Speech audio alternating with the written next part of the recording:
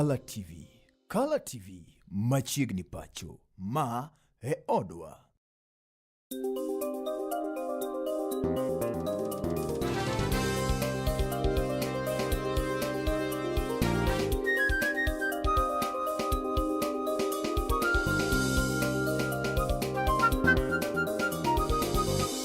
Ineno Color TV. Color TV machiegni pacho. Ma e odwa. Yimuno mi wamosi ni oyawre nya kora moga juang dakika osekalo kanyo achiel bang' saa 10:02 kinyineri maket kon maendi en Wednesday, Brenda. Yes. En tarik 11 dwe mar adek. Okariyo. Osego step. Adek igana riyo kod prario gauchiel. Okaberio. Good morning kamano mara mentio kinyineri maket kon maendi warwaki e Color TV cheno mabiro no chakre mbele kanyo kendo dhi nyime nyaka sechego eko nyaka machatoma mabiro kanyo no nyakoro moga jwang. Yes. Ilungan Jasadoyo an kanyakla koda Brenda Agenyo. Nyakure. Nyasuba. Nyagi Nyalungane Nyanam.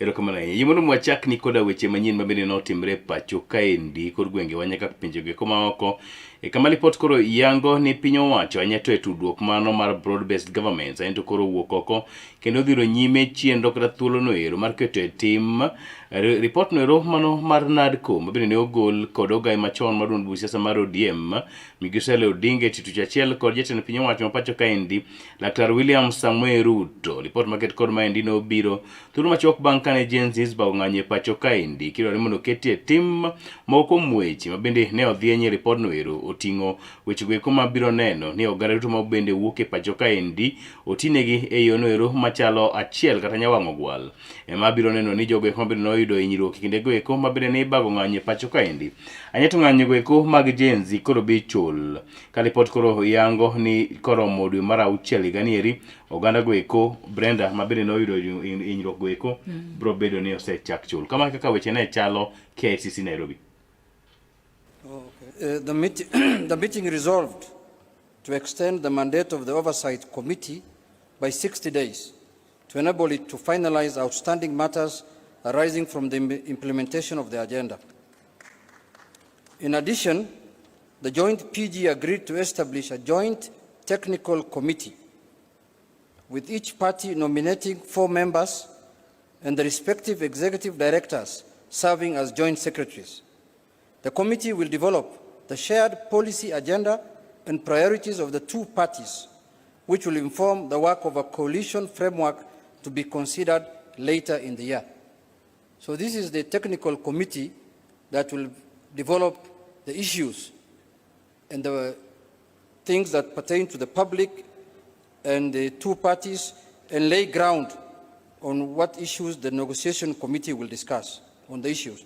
The Joint Parliamentary Group reaffirmed its commitment to continued cooperation in the national interest and to advancing reforms aimed at strengthening Kenya's democracy, stabilizing the economy, and improving the livelihoods of the people of Kenya. The PG resolved to adopt all resolutions passed by organs of the parties. That's the end of our statement, and thank you very much, Your Excellency. In conclusion also, in the spirit of strengthening political parties, I want to bring to the attention of the PG that ODM is owed 12 billion shillings as their money. 12 billion. If we get that one, then we shall be very...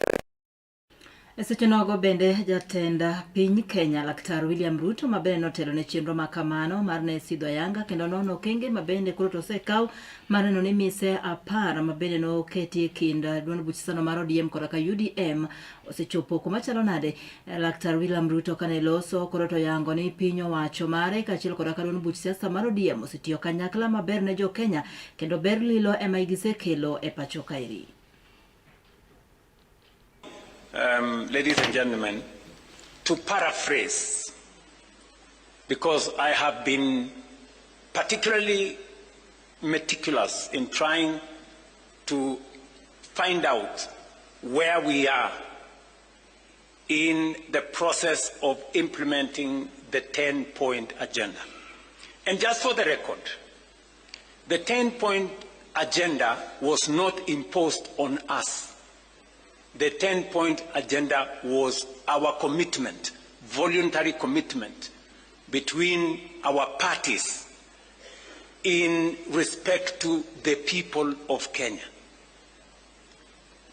There are some people who want to appoint themselves supervisors, as if we made the commitment to them. We did not make the commitment to them. We made the commitment to the people of Kenya. And our responsibility and reporting is to the people of Kenya. And let me say the following. We did this, and we set the standard very high ourselves, because we believe that is what we should do for the people of Kenya. Not because anybody forced us, not because anybody imposed it on us, but it is because it is our commitment that Kenyans deserve a higher standard of leadership and delivery. I know the matters of NADCO has been spoken very ably by the presenters of the report. We all agree that one of the most pertinent issues in NADCO was the issue of electoral reforms, and especially the appointment of commissioners to the IEBC. You remember very well that that was a very big debate. Today, we have gone through the process. The court processes have been dispensed with, and today we have a functioning Independent Electoral and Boundaries Commission. It has already conducted several by-elections, and as a show of confidence in this broad-based administration, all the parliamentary elections that have been held have been won by broad. Nyakaramogi ka bende e kind romo achiel no romo no bagi KICC Nairobi, Gavana Sirkand County ma Kisumu Professor Peter Nyang'nyong'o koro bende ne oting'o duonde malo kowacho ni kabeto piny owacho mamalo winjore chwalo omenda modhuro ne piny owacho go kuma county e pacho kaendi kind kwana tamalo 30 kod 45. Nyong'o koro ne lero ni kopogore kod mago to ber ka jogo eko mabende noyudo hinyruok kod sandruok kinde ng'anyo ma pacho kaendi ahinya to jogo eko mapod tindo mabende dendo ni Gen Z owinjore ne kaka imiyo gi chudo go eko mabalang' kata compensation gi dholiech report maket kod mano ka bende koka kore ogai maduond busesa mar ODM Migosi Oburu Oginga to riethoche kendo wacho ni gin pod gigo tach e broad based government kendo gisiro piny owacho mar Migosi William Samuel Ruto. As you know, that some of us have been very concerned about the issue of victims, and I'm glad that today they've gone on record that the victims will be compensated. Secondly, devolution. You know, there was that famous story that a child always asks for more, and it's never enough. The Constitution of Kenya says that there are two levels of government, devolution and national, separate but interdependent. Kenya cannot really develop fully if devolved government is not fully funded for the development functions that it performs. President, the country has been waiting for this.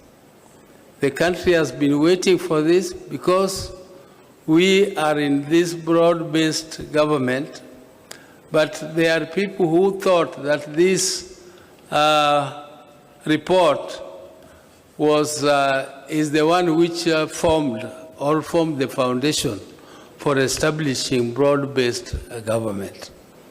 Mr. President, I want to inform the country that broad-based government started long before the 10-point agenda came. Mr. President, therefore, it cannot depend, the broad-based arrangement cannot depend on the 10-point agenda. 10-point agenda was meant to strengthen the broad-based arrangement. And Mr. President, the 7th of March, which was slated as the date for making the report, was not the end of the broad-based arrangement. The broad-based arrangement goes up to 2027. Bendi neno youth leader. Yes. Ilungo ni Oburu Makoginga. Makoginga, senator mwenyewe. Senator. Ogai. Ongiro le. Kidono tegno malich bokalo. Yes. Ineno Fundi. Wawere giweche mang'eny. Iwacho ni fundi en achiel. Wadhi nyime. Nairobi ang'o timore? Nairobi eni kambino mar Kenya Pipeline koro to oyango ni shares mage kata gikeni margi koro to giketo kanyakla kora ka Nairobi Security Exchange. Gino mabende koro to giwacho ni dhi neno ni okonyo kendo bero chenro mag ohala e kaunti no ma Nairobi. Amaeri bende koro to biro neno ni oketo mwandu gi e yono mowinjore kendo mai biro kelo omenda e pachoka.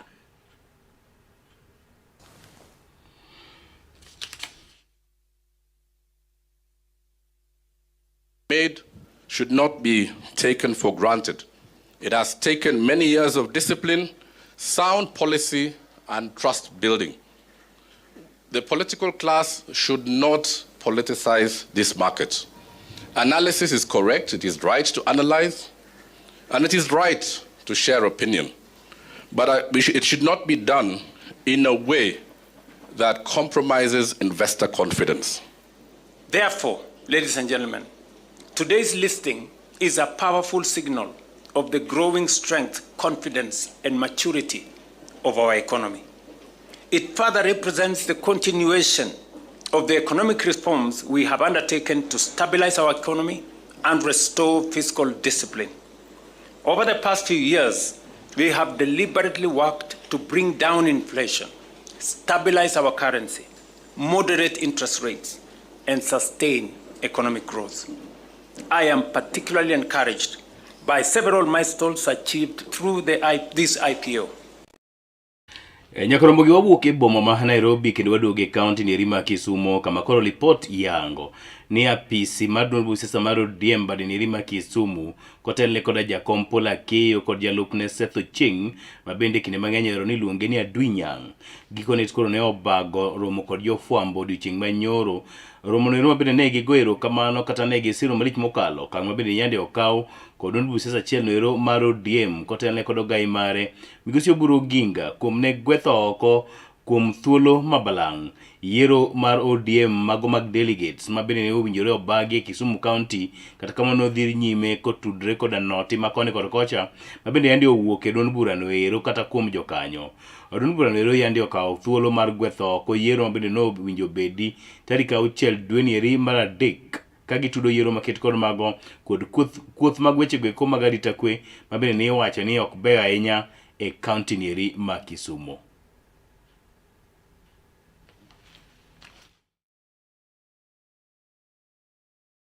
Wabete bura kaendi ka wadwa nyiso jochama mar ODM tetete ni nonego wabed gi yiero to yiero ni nene party leader no choro kane ong'iyo weche moko matindo manentie mabende jopinye manokwayo ni mondo oket maber. Mokwongo ne wadwaro ni mondo okelnwa delegate list mowane mane wakwayo mane ochopo moleo mane ok nyal bedo verified.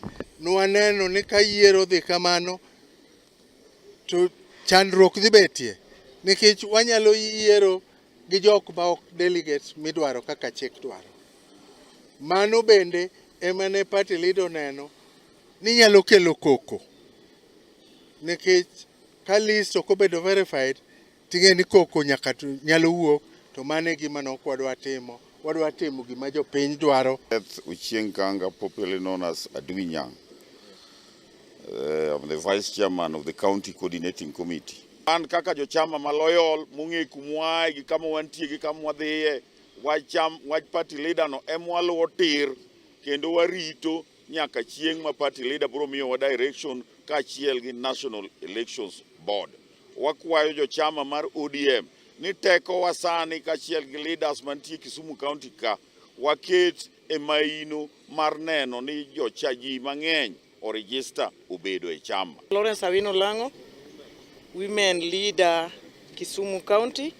On behalf of the women, we are waiting for the coming elections, and we are ready, and we are after the party leader, Dr. Oburu Odinga. Jatend migao mar thieth e pacho kae Migosi Aden Duale koro to wuok oko kendo golo siem mager ne moko kuom ute thieth ma osebedo ka yako omenda mag jopiny kokalo kuom okumba mar thieth SHA. Jatelo ka ne loso odiochieng' manyoro koro to lero ni gibiro neno ni okawne ute thieth makamago ondamo mager mar chika. Bende koro to yango ni ute thieth makamago bende osebedo ka sando oganda jopiny kendo tamogi yudo thieth ka gikwayo gi omenda e yono ma ok owinjore.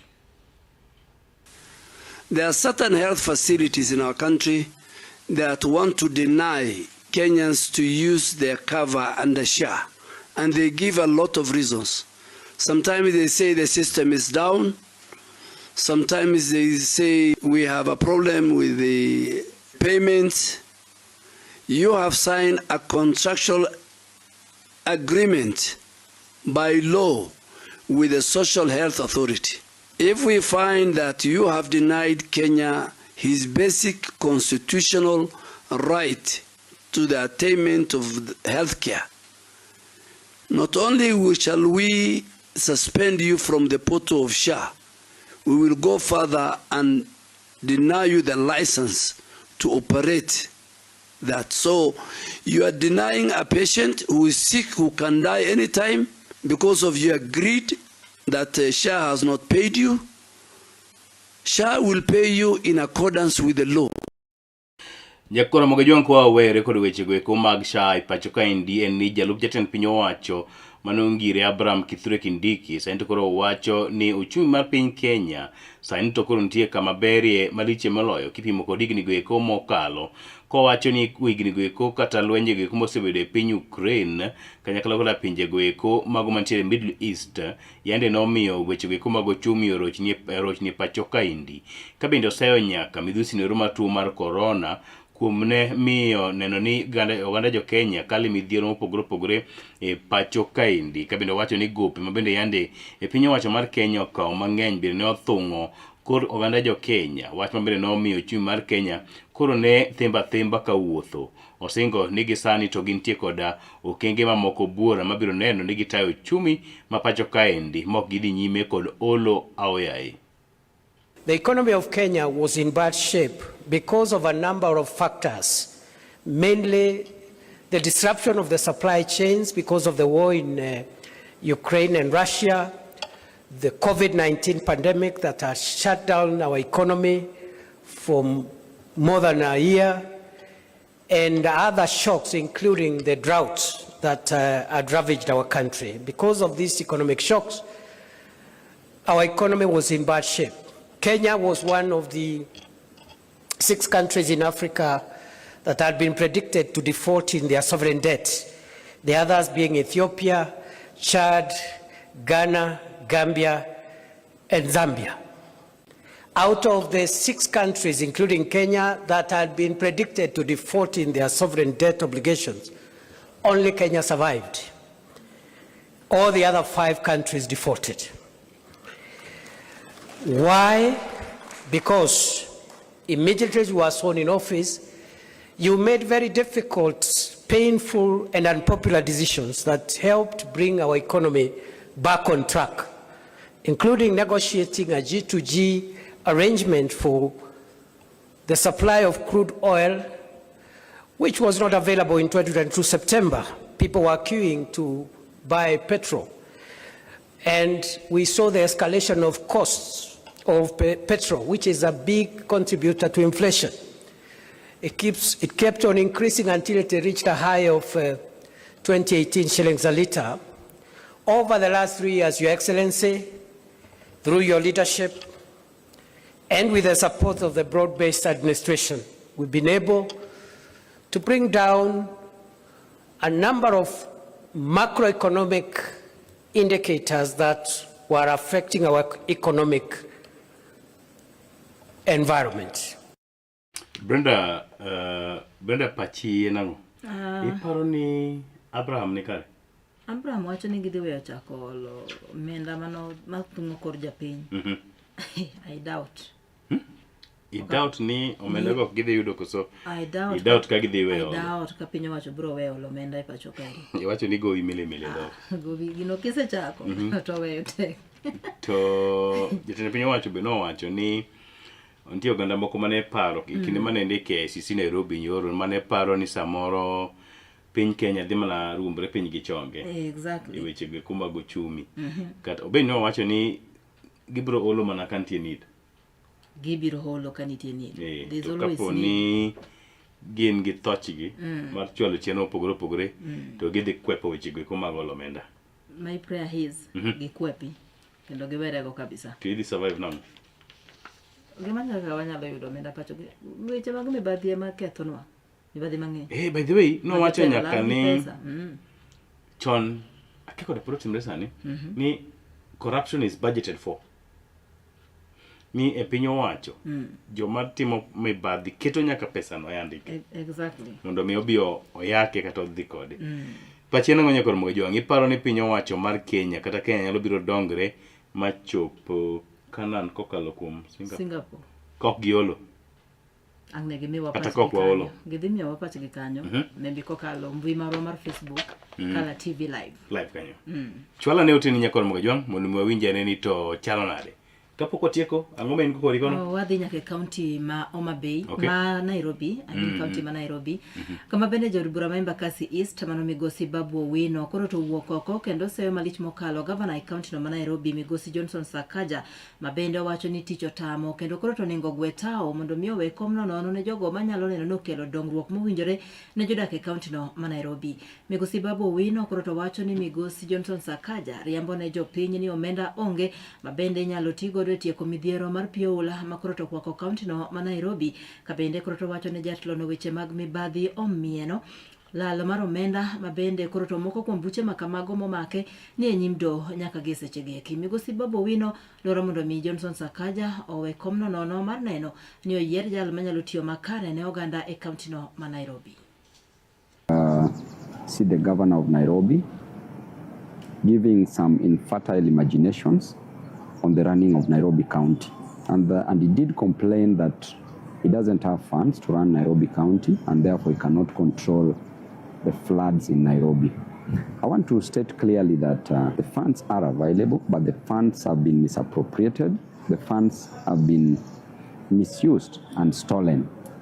And it is clear, even with the DCI, the file is at the Office of the Director of Public Prosecution, clearly calling for the prosecution of the current governor of Nairobi. The funds have been defrauded, stolen by him and his officers.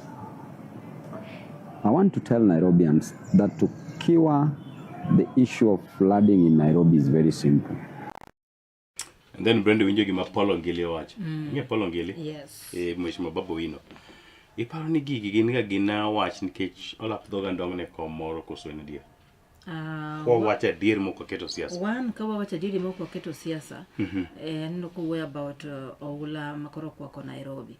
And yari nyoro nase wacho ni kanyo ni nitiere kama county no kata tend county no kata pinyo wacho no fail kama no tembo e wuoth. Ging'eyo drainages, ging'eyo gik ma oningo beni timo. Ging'eyo population mabeni nitiere Nairobi. So oningo beni ikruok makamago no setim mar geng'o ne gik makamago. Those Kaja wacho ni ni mano no konyal gengo nikech upoe and all that, but not the first time one in Oula in. But another question mabo nyalo penjo ni bentiere disaster fund.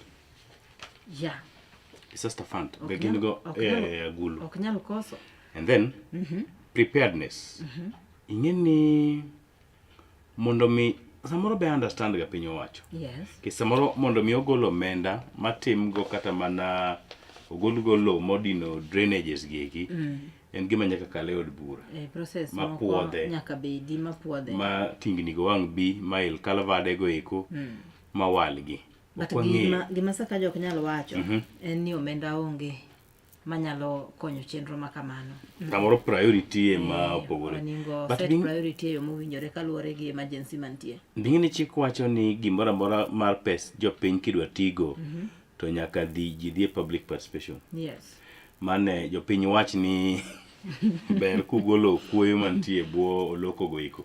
Samoro nok gido kata thuolo mondo mi gibede gimiluongo ni public participation. Though Okago debe ne Sakaja. Yes. To gima dwa ng'eyo ni to wach mbende sani koro migosi ongele kero malich koni kod kocha. En nikech en gi andong'e ogombo bedo governor. En bende en jatelo e kaunti achiel ma Nairobi no. Bende kendo en be en gi duol kaka jatelo. So I feel sometimes onego ng'ad rieko instead of yuaka ka ochayo ng'at machielo cha. I think ni politics bende ni yie matin, you know. Ka wachopo e tiaora wabro ng'ado. Wabro neno. Nyakon mogo jong kapod wang'iyo mana weche go eko motude kod kod oula mobende osebedo ka kelo midhiero ne jopiny e gwenge ma Nairobi ahinya. Jod bura maseme Dr. James Wambura Nyikal sani koro wuok oko kawacho ni nitie lipot moro mabende yande oyango ni boma ma Nairobi ne ogere kama ok owinjore. Ka bende ne nitie lokruok mane obende winjore onego bed ni timo kata ka nobedo ni Nairobi noseyudore kama entiere no ero to ang'o monego bed ni timo mabiro neno ni oula ok odaro ji.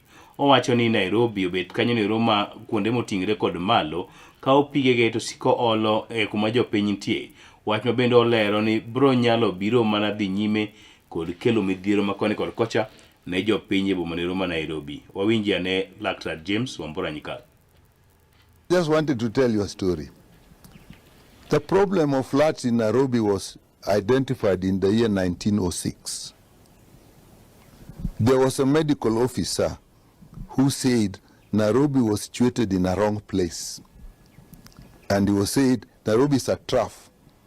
The water from Ngong Hills, the water from Kikuyu, the water from Thika area, the water from even parts of Machakos, they come to Nairobi first. Then they are on a path through Athi River to the ocean. Now, the governor then, not you, actually ignored the medical officer. But they keep seeing the problem. So 1907, I think 1908, Sir Winston Churchill, later to become the Great War hero, actually visited Nairobi or was consulted on this. And he looked at it and he said, Nairobi was established in great era and the city will live with the era. So I was telling somebody that we are still living with the era. It is simply a drainage issue. Later on, when we thought about it, the rule was no, there should be no construction beyond the Ministry of Works Sports Club, because the rest of that is actually a floodplain. That's a floodplain and it is a river. So what we have done, we have built on the river. So the water from Ngong Hills through the airport then spits into Nairobi. And that's really the problem. So now that you know the history, you can go back and start from the history. But we are sure you are capable of really. Jaod bura maki aro migosi Didi Nyoro koro to wuok oko kendo medo sayo piny owacho ma pacho kaeri mabende koro to wacho ni osebedo ka kedo kode mar neno ni ok okelo chenro mowinjore ne oganda ma Kiharu. Jatelo no koro to loso ka wacho ni piny owacho kaachiel kod ka jotelo moko osebedo ka koro to temo mar duoko chien kendo thiro moko kuom chenro mage mag dongruok kane oloso kod oganda kuwuok e kar chungo bura no ma Kiharu. Jatelo no koro to singo mar biro medo tiyo matek kendo kelo chenro mopogore opogore mag dongruok ka bende koro to wacho ni oko bibuoka kendo oko bidoko chien to biro neno no chung motegno weche go mag siasa kaachiel kod ka neno ni dongruok ochopo kare ne oganda duto mawuok e kar chungo bura mare. Mwenye mulituma hawa watu ati sijui wakuja wahangaisha wananchi wa Kiharu hapa ati hakuna ofisi itafunguliwa. Wewe mwenye uliwatuma, next time hapana tuma watu hapa, next time ujilete hapa tuonane na wewe macho kwa macho. Hapa hakuna watu ya kutishatisha. Wasione ati mumenilea vizuri, mimi ninaheshimu watu, wafikiria sijui nini namna gani. Hiyo mambo ni bure kabisa. Na niwaeleze pia, wewe unapiga simu kutoka Nairobi ati ofisi isifunguliwe, ni sawa. Simu yako umepiga leo. Ofisi ya Kahuro hapa ya Mogoiri isifunguliwe. Na mimi nikapigiwa simu na wadosi wa Kenya, wananchi wa Kiharu. Sasa leo wewe angalia simu yako kutoka Nairobi na simu ya wadosi kutoka Mogoiri, gani inafanya kazi? Daima unajua wacha tuwachekelee kwa sababu wataona maneno hawajaona. Bado hatujaanza hata warm up. Hata hatujavaa viatu ya kwenda kwa uwanja na wameanza kutetemeka. Ati naenda kufungua darasa ya tile ati wanatuma polisi. My friends, Wacha kutumana jirete. Tuonane na wewe mundu kumundu. Brenda ngamachando ndindi nyoro. Owacho ni piny owacho. Koro kwang'eni piny owacho kae to was piny piny owacho bade lach. Ji ok dwa dongruok. Exactly. Wacho ni kotemo chwalo chenro mag dongruoge. Samoro tiyo matek ahinya. Nodhi ao skul to koso nitie kawa mudhende. Samoro atodhi matek ahinya. Kech onge kalinda mwananchi. Yeah. Obviously maybe en gweng'ri gi jikocha kabisa, but anyalo wacho ni Ndindi Nyoro poko kiwinjo kako wuoyoga all the time. Yeso osebedo ka wacho mago maricho mo oneno kani e piny owacho. Anya wacho nosebedo kokwedo piny owacho openly, but pok aneno kokawo sides e politics ka. Yes. Pok aneno kokawo sides e politics ni koro anachungi ng'ane gini kana anachungi ng'ane gini, but okwedo gigo maricho moneno e piny owacho. Ma piny owacho oneno katimo. Exactly. Koro ineno ni owinjore dhi nyime kod thire koso miye thuolo mare. Omi jatelo no thuolo mondo mi okel dongruok. Kato jotelo mamoko bonene e tich maber motimo. Winjo ko wacho ni en jotende gin jopiny. Ok obideo simo moko mo awinjo ni wuok from kamoro miluongo na above. Ikoro above ni bo kang'ega ni en ga kanye. Iluongo ni above, sime matekre gi ng'eny. Ma ukobiro ni. To nyaka ne mana komikete wi. Nyaka ibuogi. Dakos kalwanyo 32 bang' saa 12 kinyi makawuono. Kapok watieko weche manyien, we wayud ote. Iluongo ni wacho ni good morning kawuok Mwer Upanda, Siaya County. An kodi chenro kaka pile Mwer warukare. Okaneno madipim gi sani. An kodi e chenro nyaka machatonga. Iluongo ni Jaote Millicent kawuok Mwer Upanda, Siaya County. Ayudo maler kawuok Alego Karapul. Gweng' Pemblepe koni ilungane Victor Marsiaya. Erokamano nya Victor Marsiaya kuom yudo thuolo kendo chwalo ote mari. Ayudo kanyiluongo ni wacho ni an ahero town ka. Arwako Raydom Mondi bendo donje Kala TV. Raydom ni karibu. Karibu Raydom. Machiegni pacho. Warwaki ma e odwa. Orwake kod ng'ato ni Calvin Odemba. Wacho ni entiere oloko kendo ni Nairobi. Okay. Kamora mora moyudo wan onge bugdha. Ni bugdha. Waonge go kabisa. Kaka wayude motamowa. And then ayudo kanyo wacho ni Kisumu dala arwako ji te odonje chenro iluonga ni Lucky Enzo. Wacho ni entie chenro erokamano nya Lucky Enzo. Asante sana. An dala na game Nyawara Uyonga Village. Gweng'wani Uyonga Village. Good morning Justus kod Brenda. Iluonga ni Father Peter Jwang'orono. Father Peter Jwang'orono machiegni Kala TV. Yud thuolo chieng' moro ibiyal. Ibiyal nwa kae gokinyi. Yal e ruoth. And wacho kanyo ni arwako ji duto te e chenro. Antie Kisumu City Europe ka iluonga ni Philip Manase. Asante sana Philip Manase. Nyakoro mago oganda ma sani koro se rwake chenro ibeni nyalo chwalo no ote mari live mago mag tudruok manyasani Kala TV live Facebook kanyo. Bote ni goeko wadhi somo gi makare nyalo kono ajogo eko bende idwa ni mondo mi olu chenro. Acha kacha. Dibed kod wach ka watieko? Aonge kod wach kora koneno mana John Otunge kani seme Kadela wacho kanyo na osedonjo e Kala TV kendo neno wa live gi seche gi. Koro oken John Otunge. Otunge. Ngeni ya nyana. Wacho Otunge. Anyas. Isiki wacho Otunge to sa different meaning. So John Otunge. Otunge. John Otunge. Kawuok seme kanyo? Kadela. Kadela. Kadila. Hakuna dia hapa. Kade. En Kadila. Seme Kadila. Gange seme Kadila. Then ke en John Otunge. John Otunge. Brenda Dakos chopo kanyo 35 bang' saa 12 kinyi makawuono. We wamany kofi mwana no kose studio mara dek kocha. Wagol godo koyo mang'ich mokinyi sani nyakoro mago jwan kuyienwa. Kichu joma waero bo moro watu wa moro. Yes. Un kanyo emomiyo wan ka. Yes. To wabe wan ka emomiyo umbe un kanyo. Lungan Justus Adoya would seme. Kachil kora kan Brenda Genyo Anyasuba. Mimi ndio Justus. Mimi ndio Brenda.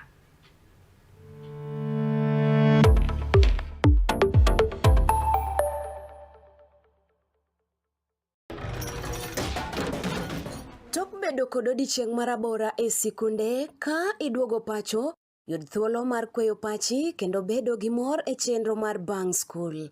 Chenro mar Bang School chakore saa 10:30 mamidhiambo nyaka saa 11 mamidhiambo.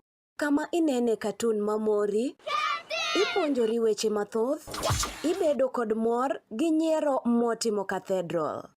Kik bai, Bang School, chenro manigi mor lilo ne nyithindo duto. Kala TV, machiegni pacho ma e odwa.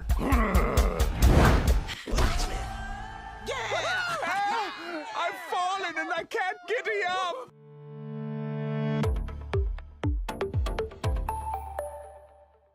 Get ready to elevate your business and any other commercials when you advertise with us. We are not just a channel.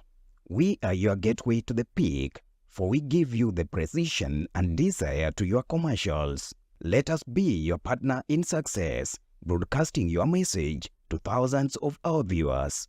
Contact Color TV today and let's make the magic together.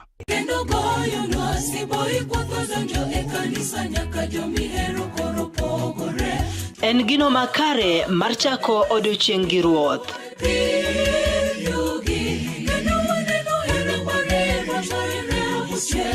Ka igwedhori gi wendego mag pak masudi machiegni gi ruodhi.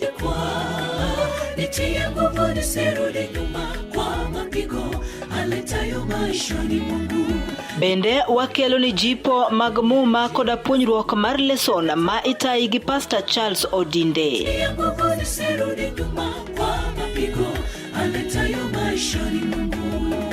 Riuri koda an Brenda Agenyo Nyasuba Nyanam e chenro mar Sabato maler ngeso ka ngeso chakre saa 12 mar okinyi nyaka saa 3 okinyi to mana e wang' jowi mar Kala TV nikech ma e odwa.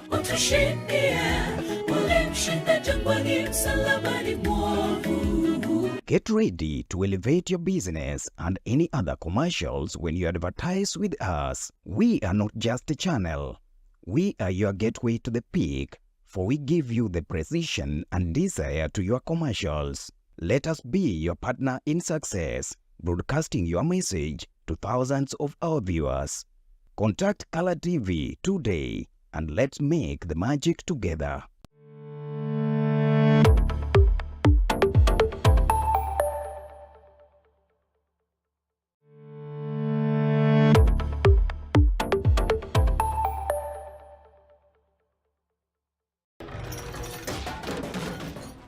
Bedo kod odiochieng' marabora e sikunde ka iduogo pacho, yud thuolo mar kweyo pachi kendo bedo gi mor e chenro mar Bang School.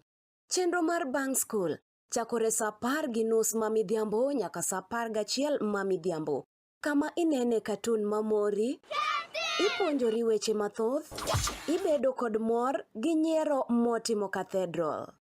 Kik bai, Bang School, chenro manigi mor lilo ne nyithindo duto. Kala TV, machiegni pacho ma e odwa.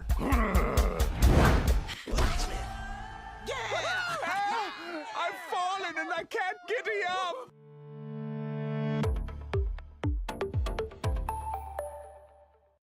Get ready to elevate your business and any other commercials when you advertise with us. We are not just a channel. We are your gateway to the peak, for we give you the precision and desire to your commercials. Let us be your partner in success, broadcasting your message to thousands of our viewers. Contact Color TV today and let's make the magic together.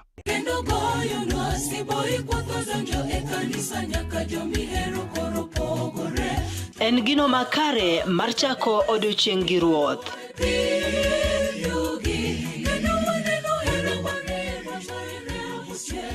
Ka igwedhori gi wendego mag pak masudi machiegni gi ruodhi.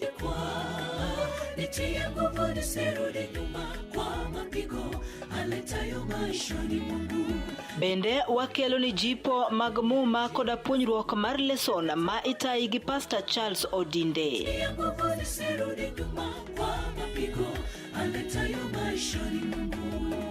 Riuri koda an Brenda Agenyo Nyasuba Nyanam e chenro mar sabato maler ngeso ka ngeso chakre sa 12 mar okinyi nyaka sa 3 okinyi to mana e wang jowi mar Kala TV nikech ma e odwa.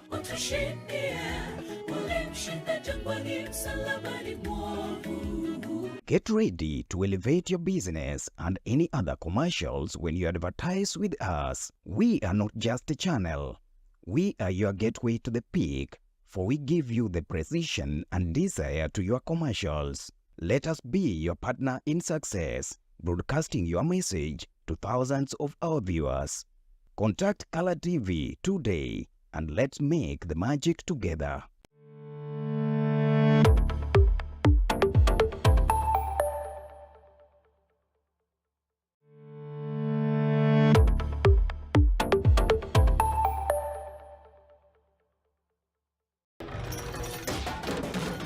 Tok bedo kod odiochieng' marabora e sikunde ka iduogo pacho, yud thuolo mar kweyo pachi kendo bedo gi mor e chenro mar Bang School.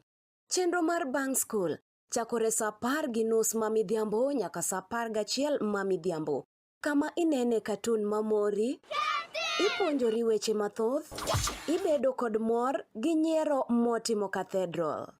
Kik bai, Bang School, chenro manigi mor lilo ne nyithindo duto. Kala TV, machiegni pacho ma e odwa.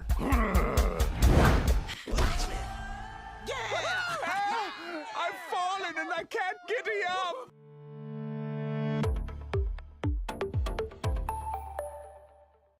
Get ready to elevate your business and any other commercials when you advertise with us. We are not just a channel. We are your gateway to the peak, for we give you the precision and desire to your commercials. Let us be your partner in success, broadcasting your message to thousands of our viewers. Contact Color TV today and let's make the magic together.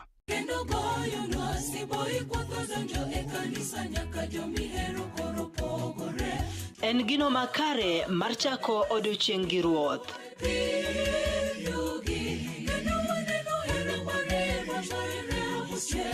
Ka igwedhori gi wendego mag pak masudi machiegni gi ruodhi.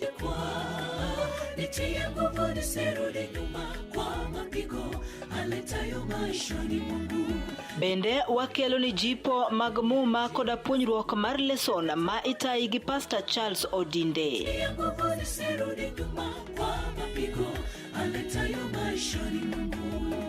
Riuri koda an Brenda Agenyo Nyasuba Nyanam e chenro mar sabato maler ngeso ka ngeso chakre sa 12 mar okinyi nyaka sa 3 okinyi to mana e wang jowi mar Kala TV nikech ma e odwa.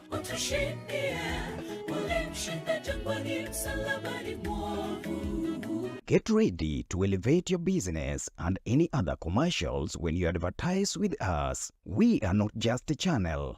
We are your gateway to the peak, for we give you the precision and desire to your commercials. Let us be your partner in success, broadcasting your message to thousands of our viewers. Contact Color TV today and let's make the magic together.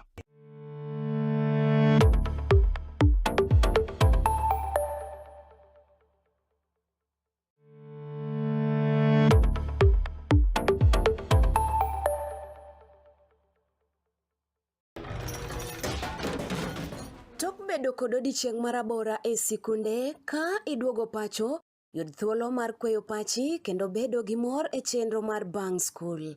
Chenro mar Bang School chakore sa 10:30 mamidhiambo nyaka sa 11 mamidhiambo. Kama inene katun mamori, ipuonjori weche mathoth, ibedo kod mor gi nyiero motimo Cathedral. Kik bai, Bang School, chenro manigi mor lilo ne nyithindo duto. Kala TV, machiegni pacho ma e odwa.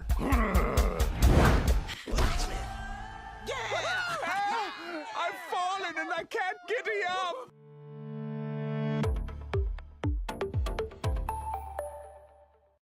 Get ready to elevate your business and any other commercials when you advertise with us. We are not just a channel. We are your gateway to the peak, for we give you the precision and desire to your commercials. Let us be your partner in success, broadcasting your message to thousands of our viewers. Contact Color TV today and let's make the magic together.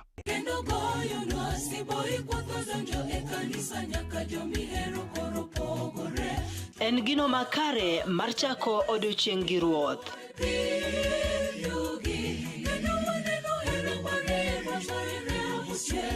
Ka igwedhori gi wendego mag pak masudi machiegni gi ruodhi.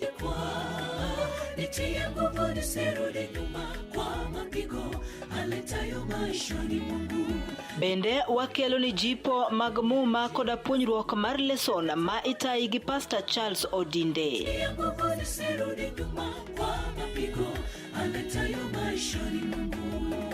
Riuri koda an Brenda Agenyo Nyasuba Nyanam e chenro mar sabato maler ngeso ka ngeso chakre sa 12 mar okinyi nyaka sa 3 okinyi to mana e wang jowi mar Kala TV nikech ma e odwa.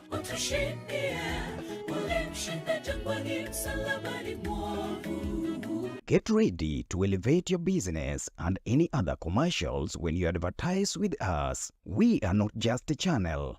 We are your gateway to the peak, for we give you the precision and desire to your commercials. Let us be your partner in success, broadcasting your message to thousands of our viewers. Contact Color TV today and let's make the magic together.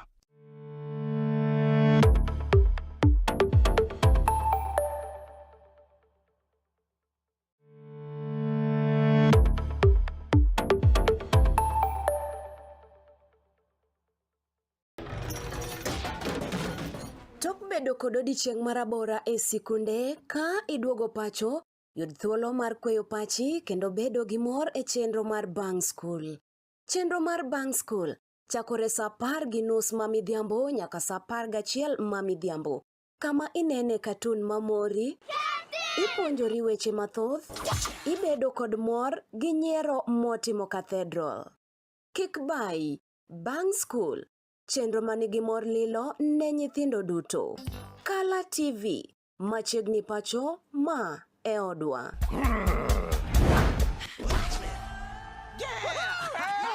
I've fallen and I can't get up.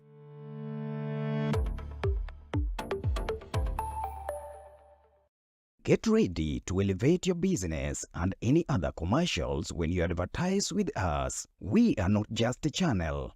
We are your gateway to the peak, for we give you the precision and desire to your commercials. Let us be your partner in success, broadcasting your message to thousands of our viewers. Contact Color TV today and let's make the magic together.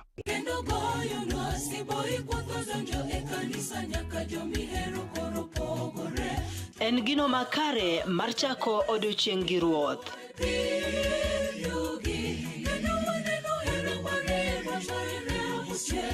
Ka igwedhori gi wendego mag pak masudi machiegni gi ruodhi.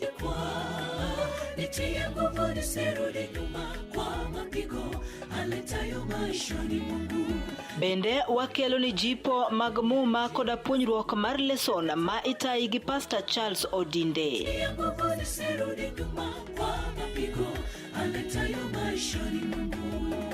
Riuri koda an Brenda Agenyo Nyasuba Nyanam e chenro mar sabato maler ngeso ka ngeso chakre sa 12 mar okinyi nyaka sa 3 okinyi to mana e wang jowi mar Kala TV nikech ma e odwa.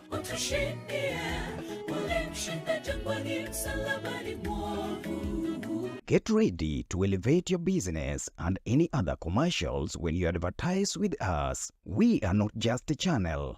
We are your gateway to the peak, for we give you the precision and desire to your commercials. Let us be your partner in success, broadcasting your message to thousands of our viewers. Contact Color TV today and let's make the magic together.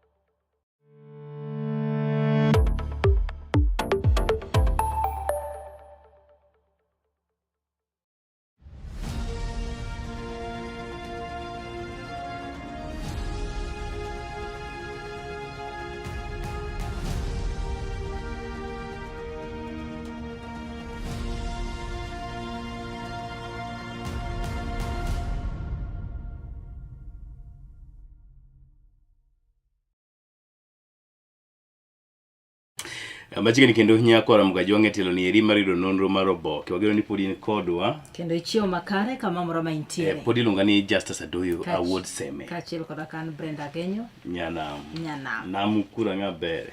Nyanam moko dake nam. Sembwa badhi koni gik mabe. Nambwa gik moko be. Kamutingo. Ber na mena chiel ni chamo gik ma fresh. Fresh from the lake. Kain rech to ma fresh. Okay. Okomo se budho. Okomena mose nyono Bude fridge. Mose bude fridge. Chame fresh from the lake. Maler ingiewe kwa ler. Kain rech lungo nango. Tilapia. Tilapia mbutangege. Mbutangege. Kain ngege mumisa nyamami. Rech maler kabisa. Exactly. Yes. Kain omena ler. Wabe sembo kucho why do gik mabebe. Why do Jomarie, Professor Peter Nyang'nyong'o Giri, Dr. James Nikal. Dakteche madongo wasembo. Porucho chamo gine cha. Exactly. Porucho chamo. Exactly. Meti yako yao. Josebe. Jokodongo. Josebe biro miya wane wa. Jomarie. Ngama no fwenyo no chamo gine. Mano nganga koso toyo. Nganga. No. Gin jomoko no luyani malakoch. Then gin jodak. Ema no chako timno. Gidak sen. Emamiyo gichame mano hotel gi kuno fuko. Exactly. Koro joseme no fwenyo ni gibiro to giere. Koro giwacho ni gimwero ni. Mabwa loso joseme tok cham. Joseme tok cham. Jirende malibamba ma achondigo ema cham. Uchiro na jokodongo semelango. Yes. Ageno du guru maber kemoro muntinye kono mag Jwan Kisumu County mangima. Ageno ni gino. Kamutingo oganda mawuok nyaka sub county. Oganda mawuok Kisumu East. Kisumu wan maber koth beto go ka godhiambo nyoro ne koth chwe maber. Yes, koth no chwe nyoro godhiambo.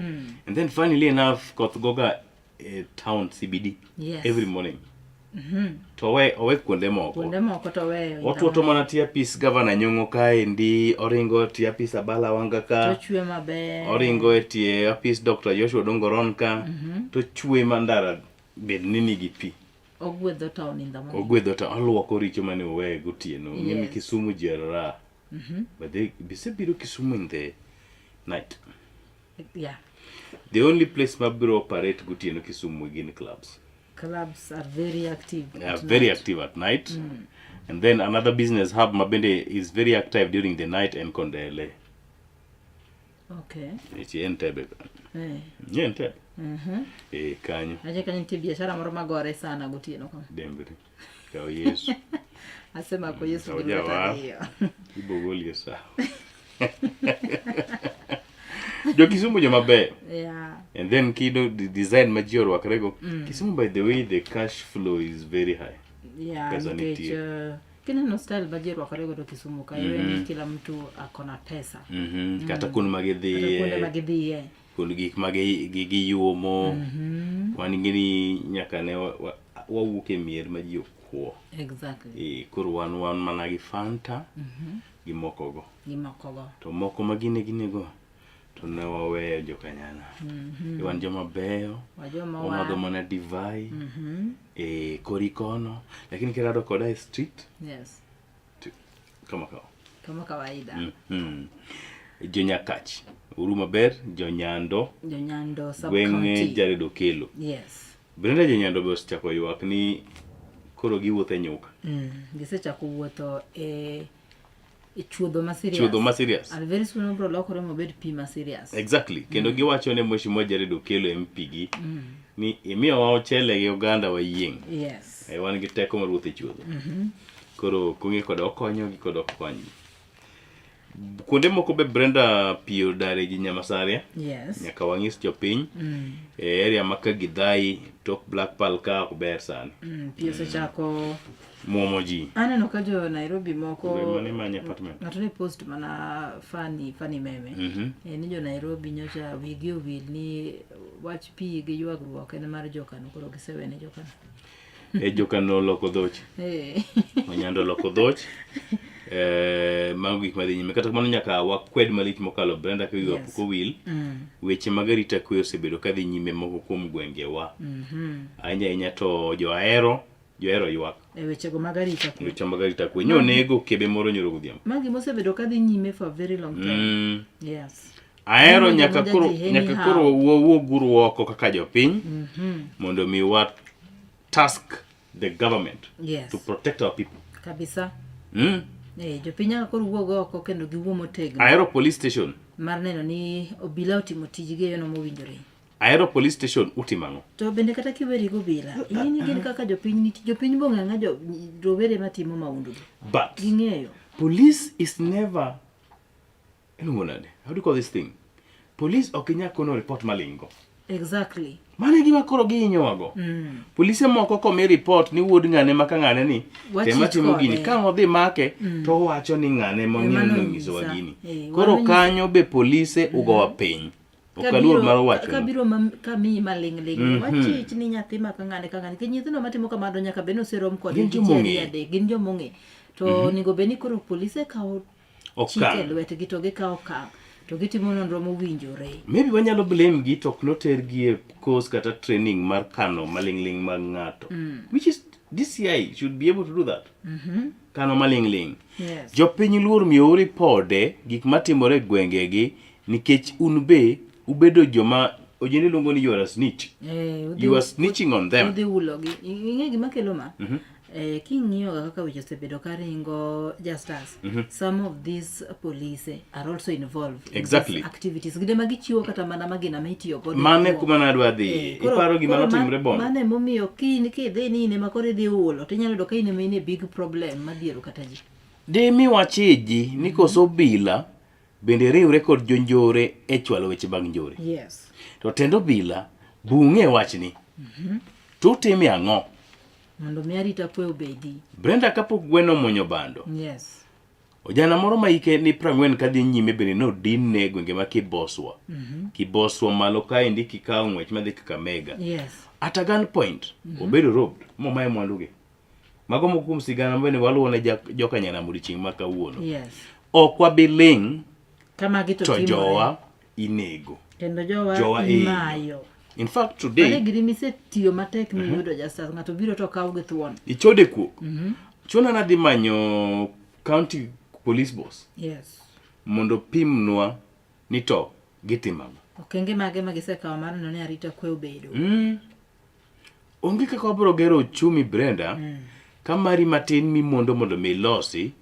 To ng'ato dono keth gi secondary. Achiel. Onge kuma wabiro dhiye.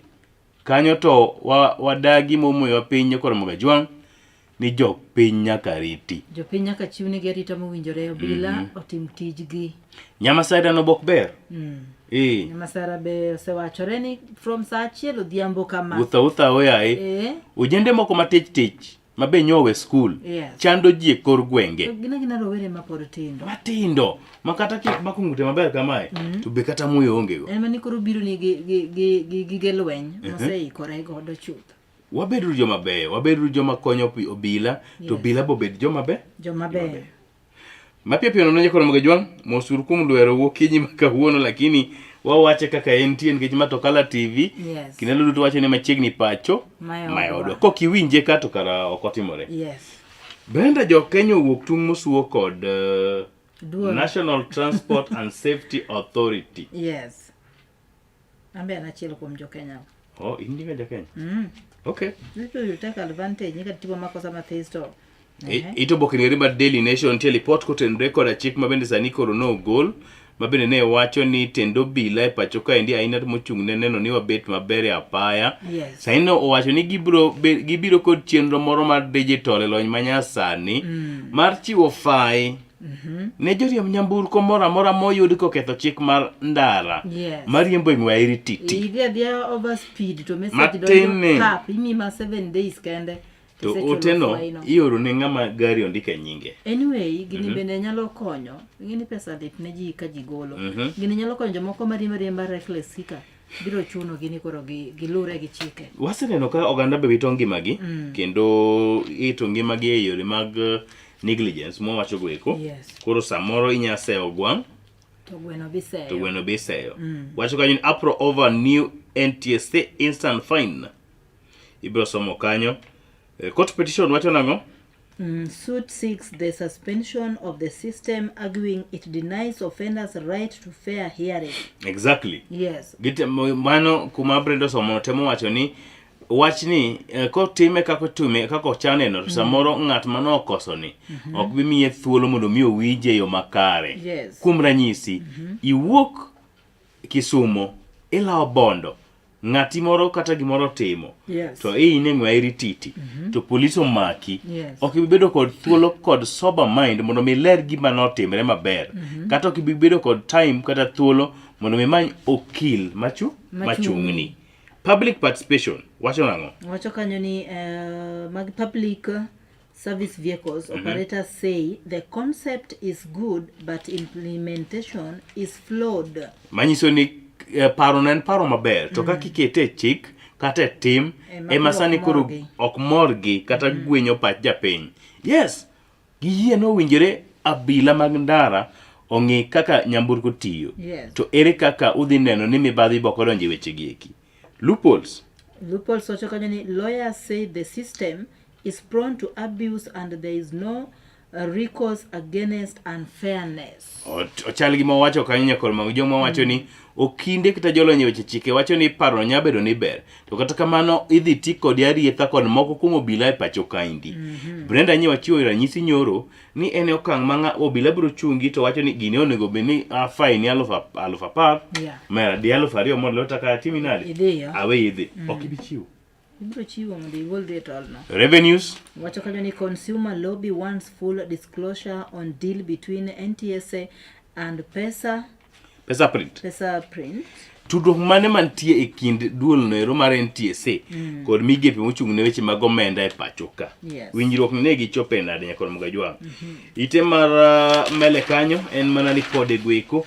Aneno tipo kanyo mar National Transport and Safety Authority Director mano migosi Nation Kondiwa kane gitwa kod jofwambo. Report makiti kod mano some ite mar 2 olak kanyo nyaka ite mbele kanyo kod Mugajwang. Ite mar 3 wacho kanyo ni scenes from hell truck horror that claimed 15 lives in Webuye. Nitiere lori moro ma bende no kawo ngima oganda mok tin ni 15 nyakol Mugajwang e gwenge mag Webuye.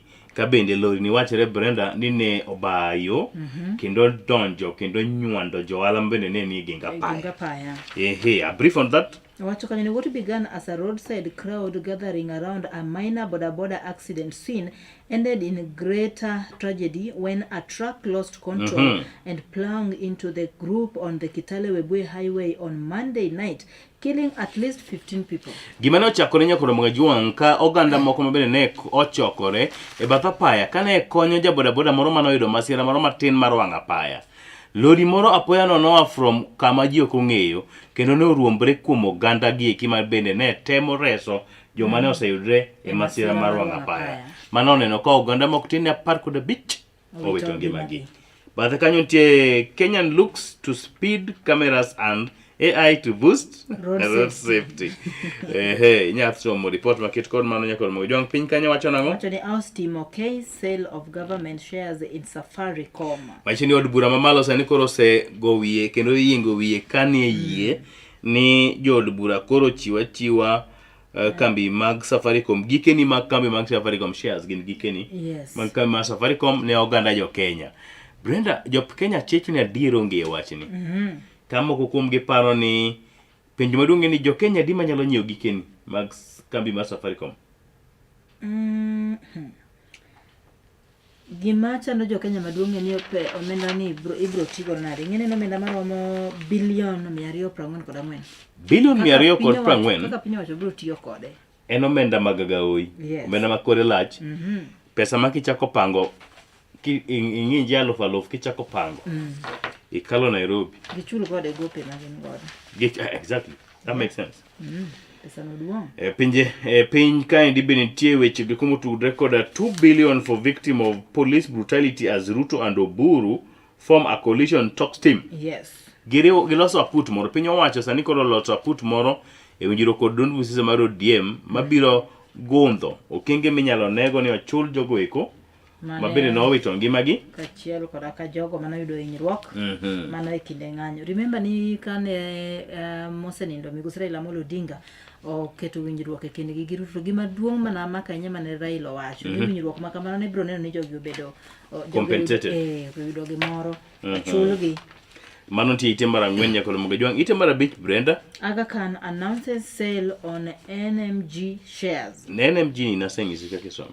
And Nation Media Group. Nation Media Group. Okay. But then, did you know ni Nation Media Group and mar Aga Khan?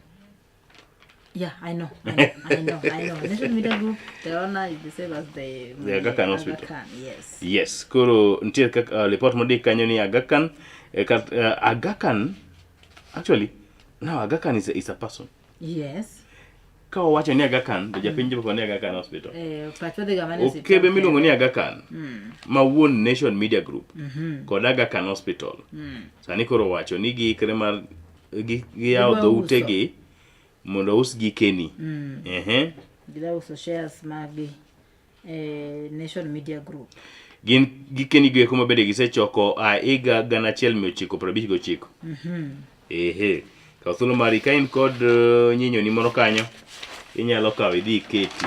Joma nigi nyinyo, joma nigi omenda, joma nigi lot moro matin unyalo dhi ngwedo ket kanyo. No nitie joma nigi pesa, joma nigi omenda. Nitie joma nigi pesa, joma nigi mula. Mula bentie. Mula benitie. Yes. Itemara uchiel? Itemara uchiel final gavel. Unique ritual for departed judges, top lawyers. When judges and lawyers gathered at the Supreme Court on Monday, the proceedings resemble an ordinary sitting. Yes. Negi chopo mondo gichiw luor gi mogik ne jang'ad bura wadgi mano Mohamed Ibrahim. Mano wito ngimane tarik 3. No wito ngimane tarik 3. No, he died December last year. Yes, higa mokalo. Just died last year. Ido thuolo mali mondo misom report makit kod mano kotenre koda mago eko mabed no dhi duol mang'ado bura mamalo. Jopuonj koro nyalo buonjo Brenda ite mar 7 kotenre koda winjruok mabende ne giketo koda jatend migawo mochung' ne weche mag thieth e pacho kaendi migosi Aden Duale. Teachers dispute with the SHA as Duale meets Kuppet chief. Yes. Jopuonj to chuny jotend jopuonj ni kod buonjo. Ne giromo magi mose koda migosi Duale. Kata kamano jopuonj to pod nigi ywak. We hope, or I hope, ni romo makamano nyalo tieko ywak kata ywaruok mantiere SHA mabende jopuonj koro to ywago kabisa. Ni SHA okonygi kendo koro iketogi gichulo omenda modhuro ka gidhi e ute thieth. Health Cabinet Secretary Eden Duale has said the 26 what? 0.8 billion flagged by the Auditor General as unsupported claims issued by medical facility to the Social Health Insurance Fund SHIF has not yet been released. Mano is another story. Wacho ni ncho waneno kanyo ni omenda moro nitie malal 50 billion. Yes. Mi wacho ni ute thieth moko osebedo ka fake 100 ke onyuol didi. Yes, kodi par. Duele koro to wacho ni pesa no poko lal. Wacho ni osirogi. But the Health Cabinet Secretary Eden Duale has moved to forestall a crisis between the Social Health Authority SHA and teachers who had threatened to pull out of the scheme, citing poor quality services. Yes. Manyiso ni sani koro Duale osebiro mondo mi oler weche ne jopuonje mabende ne wacho ni SHA sani koro kumigi chenro ma opuch kaka ne winjo gi yudi. Ano tipo kanyo mar jagoro mungiro dul makeno tich jopuonj Kuppet migosi Akelo Misori, Jakombe Omboko Milemba, and Jalup Jakom Julius Ngawa Korir.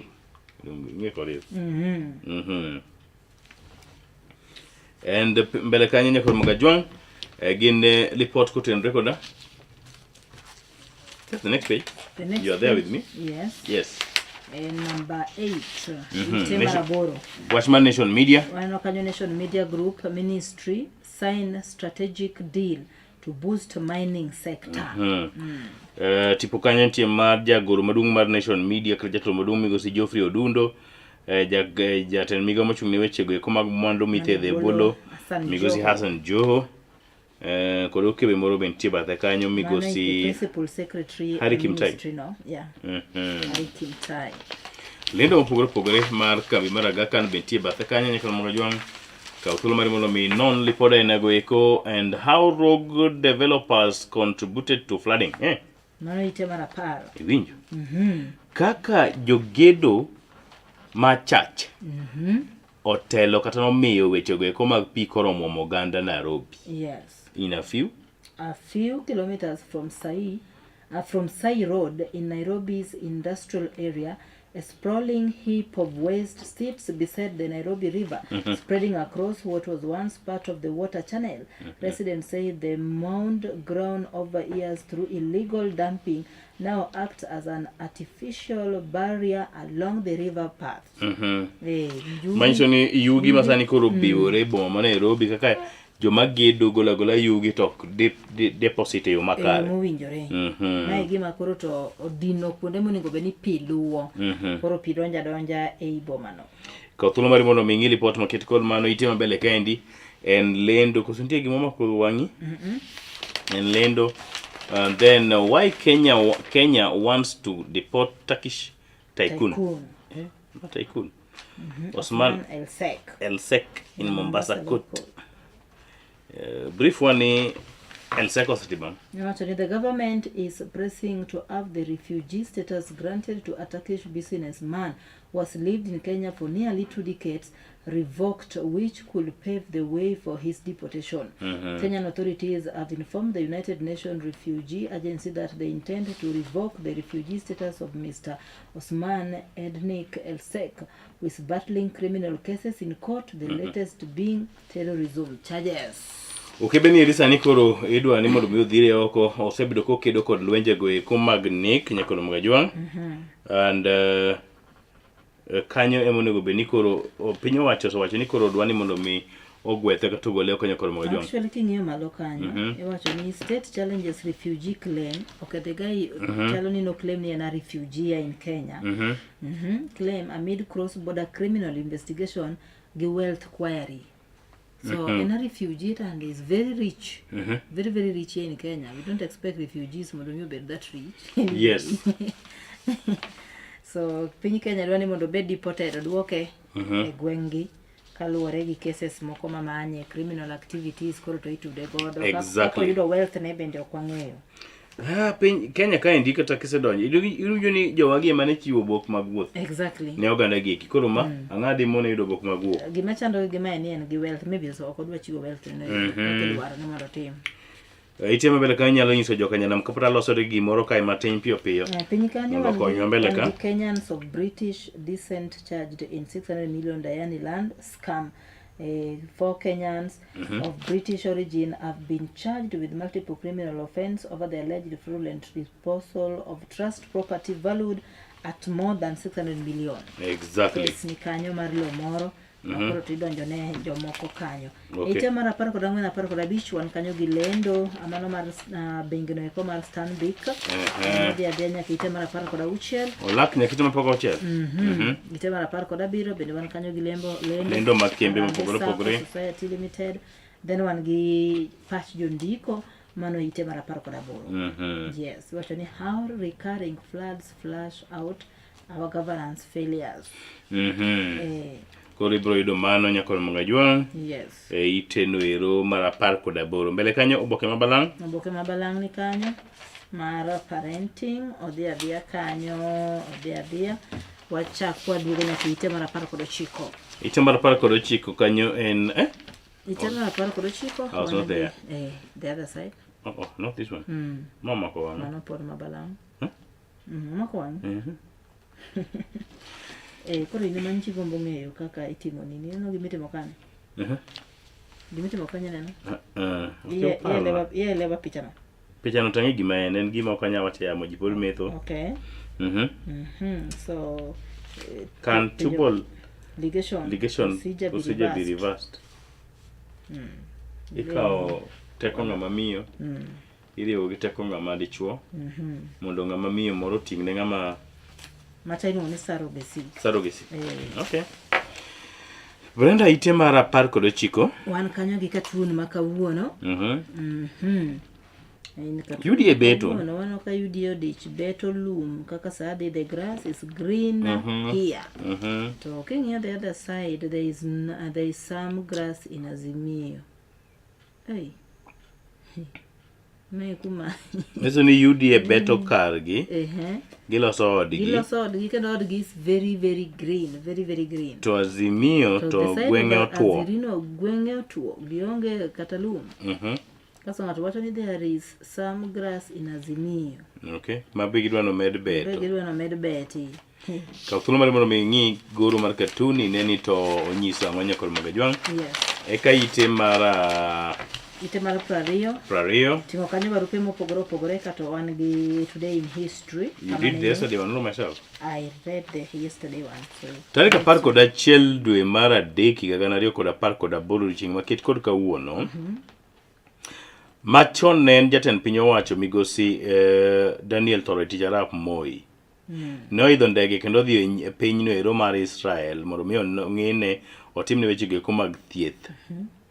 Report mabende nowuok e ofise nowacho ni ne onentie koda report moro nonego bed ni kete osiptal moro miluongo ni Tel Aviv for check-up mondo mi onone chonge ne rame.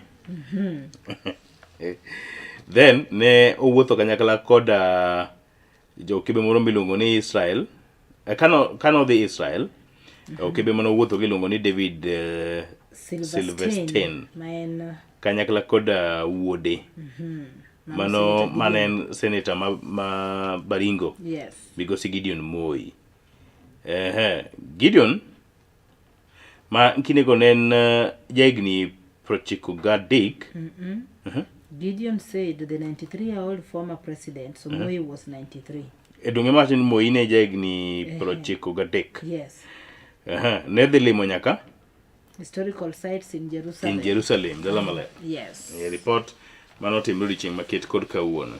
Itema mbele kanyo en oboke mabalang' weche go mag ohala no nyinyo kanyo kaka ithedho nyinyo ohala go lak nyaka itima 22 itima 23 nyakol mgajong wan gi county news. 80 billion Ruto Sakaja deal on course as first meeting held mano county no Nairobi. The 80 billion partnership between Nairobi County and the national government moved into action on Monday after Governor Johnson Sakaja chaired the first meeting of a joint committee tasked with overseeing the program. Mentioning chenro ma Sirikal County ma Nairobi chako madhi mwonyo Uganda makore omenda makore en 80 billion praboro saento koro chak kete team. Muranga wacho kanyo ni keep politics out of water dispute, says residents. Enya ka othulo maket kor mano wen somo weche go ko mag Muranga. Onge wach madima kwang kanyo pinje maoko. Wan gi Mosho walk in Lesotho unites culture. Gin lwenj go kuma bende dhi nyime piny ero kala gwenge ko mag Israel.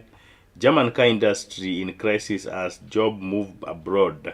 Mago binyal bido thuolo mari mondo misom weche mag ohala nie ite kanyalo no tipo kanyo ma jatend migawo mochung' ne weche mag teko e pacho kaendi migosi Opiyo Wandayi. Dr. William Ruto jatend piny owacho ma pacho kaendi. Jatend migawo mar omenda John Mbari bende ni kanyo. Kane gintie e chenro moro mar nono weche go ko mag ohala. Yes. Cost of treasury loans from CBK falls 55%. Ka thuolo mari mondo misom Agaja Meli kod kako omenda ringo stock exchange. Niyo ite mar 26. Agaja Meli kod kwano. Agaja Meli kod kwano. Ne ite mar 27. 28. Lendo mag kembe mag fwambo kod keyo. Yes. 29 ohelni matindo. Olak nyaka ite mar 31 jogo mama goro lalo. Ya mama goro lalo ochako ite mar 31. Yes. Samuel Manyala okach. Samuel Manyala. Ike kanye. Kabuoch. Tarika 12. When is that tomorrow? Kobita village, Homa Bay County. Nge Kobita. Okay. Kobita ngano yudore Kabuoch. Homa Bay County, egweng mane? Ngano yudore Kabuoch. Luanda Kabuoch. For an evening, okay. Mbele kanye kwa mojang be yama magoro lano kilka maloka moro bende hi magoro lalgo kanyo wekesa anahanya gilaka laka nyaka itema mbele kanyo ande atemo ng'iyo ka gilando waziri Orimba Salmon onge kanyo kendo tuke weche mag tuke odhi nyime nyakoro mogajwang. Kenya Junior Golf Team named mano ntie ite mar 34 ano tipo kanyo mar World Tour to start in South Africa. He's a serious guy. Very serious. Ite mara pradeko da beach English which mag English Premier League mo kebe manyo ito ngimacha. Yes. Ye wachni luonge ni ngata yao. Ngatanga ni Firat. Nyosa John. Nyosa John, ana kwa Nyosa John. Yeah. Ko kulo mari mondo misomo chego ko mag tuke mag pinje maoko. Mapio kanyo bende ite mara Itemo gik nyakoro mogajwang. 6 Kenyan speed stars to watch. 6 Kenyan speed stars to watch. Kamotingo Karan Patel. Nachunkanyo Voha Anwar. Voha Nikolo. Asomo pinyka locals Karan. No, I'm reading. Chana. 6 Kenyans okay. Are they Kenyans? I'm also wondering because I don't know Kenyan Achiel. Isa Amwari. The rest of these guys are Karan Patel, Patel, Akif Dirani, Jasmine Shana, Samavora, Hamza Anwar. Okay, Indians ginga Kenya. Ginga Kenya, Indians. Indians wapa Kenya. So, Nonyo gikoni, kora ngwarwa gerwaka. Yes. Mapio nyakoro mogajwang kapok wabedo kod twak kod wendo yino mondo mi wang'io boke ni eri mar standard. Ka kwa kao yueyo mondo mi wami thuolo wendwa ngech kang'io studio mar ariyo kwa chaneno japuonj Paul Odhiambo jagoro weche go mag drama Kisumu County osekao mos kendo rito mana ni thuolo ne ochopi mondo mi opim ni to nyando mag weche mag tuke nyocha dhi drama by the way. Nyocha dhi drama Migingo Girls.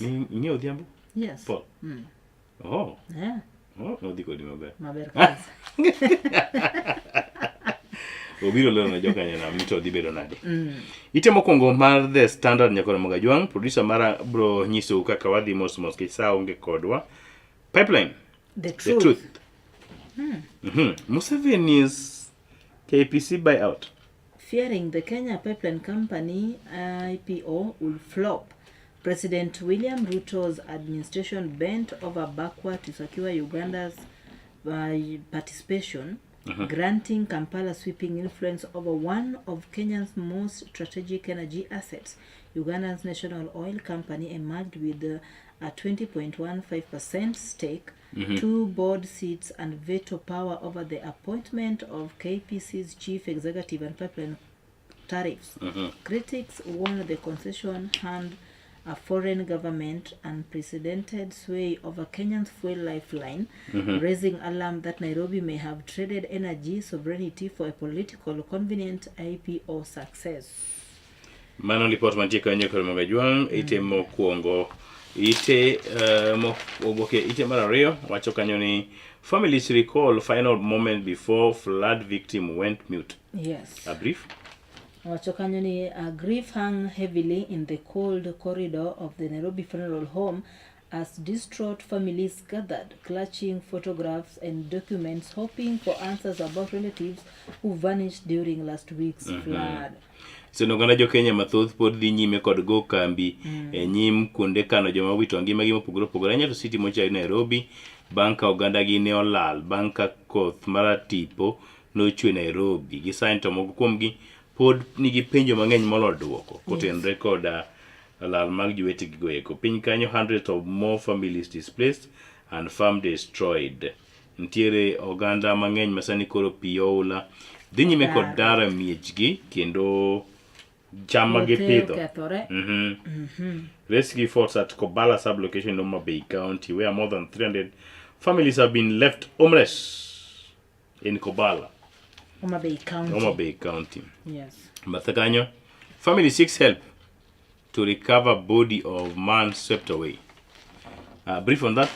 Wachokanyona, family in Kitengela, Kajiado County is yet to recover the body of their kin who was swept away by raging floods last week. The family is now appealing to the government to help them retrieve the body of Robert Kibe Njunguna, 36. Mana report mantie itino iro mar ariyo nyakon Magajwang kinde ma familia moro e gwenge gwe kuma Kitengela e Kajiado County sento koro ywago dayo kage kwayo piny owacho mondo mi okony gi yud ringre ng'atgi moro kata watgi moro mabende sani koro nyaka ne pilal goganda en bodo ko winj kata umbe. Yes.